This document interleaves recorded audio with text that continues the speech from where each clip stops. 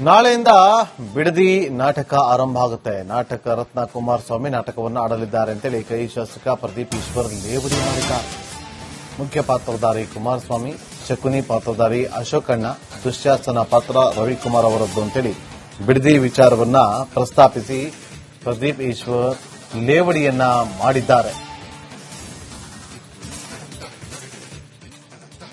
ನಟ ಸಾರ್ವಭೌಮ ನಾಟಕ ರತ್ನ ಎಚ್.ಡಿ. ಕುಮಾರಸ್ವಾಮಿ ನಾಟಕ ಮಂಡಳಿಯಿಂದ ಬಿಡದಿಯ 35 ಎಕರೆಯಲ್ಲಿ ನಾಟಕ ಪ್ರದರ್ಶನ.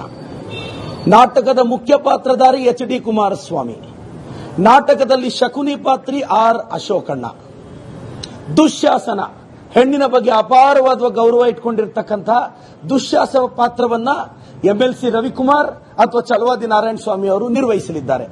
ಸಮಯ ನನ್ನ ವಾಚು 75 ಲಕ್ಷದ್ದು, ಕುಮಾರಣ್ಣಂದು simple watch. Mostly simple watch ಅಲ್ಲಿ ಕರೆಕ್ಟ್ ಟೈಮ್ ಕಾಣಿಸುತ್ತೆ. ಸೊ ಸಮಯ ಕುಮಾರಣ್ಣನೇ ನಿಗದಿ ಮಾಡ್ತಾರೆ. ರಾಜ್ಯದ ಜನತೆ ಬಿಡದಿಯ ಎಚ್.ಡಿ. ಕುಮಾರಸ್ವಾಮಿ ನಾಟಕ ಮಂಡಳಿಯ ನಾಟಕ ಪ್ರದರ್ಶನ ಮತ್ತು ರೋಚಕವಾಗಿ ನಾಟಕವನ್ನು ನಿರ್ವಹಿಸುವ ಶಕುನಿ ಪಾತ್ರದ ವೀಕ್ಷಣೆಗೆ ಆರ್ ಅಶೋಕ್ ಅವರು ಅದ್ಭುತವಾಗಿ ಪರ್ಫಾರ್ಮ್ ಮಾಡ್ತಾರೆ. ಮತ್ತೆ ದುಶ್ಯಾಸನನ್ನ ಮೀರಿಸುವ ದುಶ್ಯಾಸನದ ಪಾತ್ರಕ್ಕಾಗಿ ಚಲವಾದಿ ನಾರಾಯಣ ಸ್ವಾಮಣ್ಣ, ಎಂಎಲ್ಸಿ ರವಿಕುಮಾರ್ ಅವರು ರಿಹರ್ಸಲ್ ಇದ್ದಾರೆ. ದಯವಿಟ್ಟು ಈ ನಾಟಕ ಪ್ರದರ್ಶನಕ್ಕೆ ಬನ್ನಿ ಅಂತ ರಾಜ್ಯದ ಜನತೆಯನ್ನ